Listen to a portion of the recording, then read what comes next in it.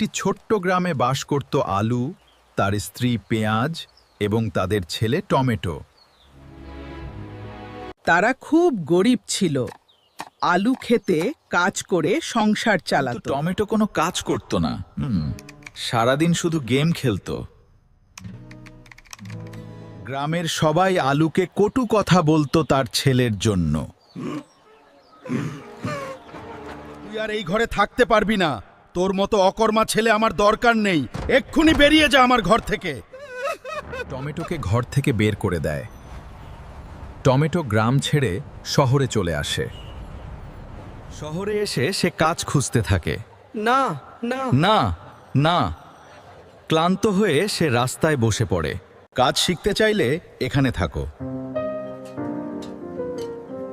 একটি হোটেলে কাজ পেল এবং সে সেখানে ভালোভাবে কাজ করতে লাগলো। নেক্সট পার্ট দেখতে ভিডিওটাকে লাইক করুন এবং চ্যানেলটাকে সাবস্ক্রাইব করে রাখুন।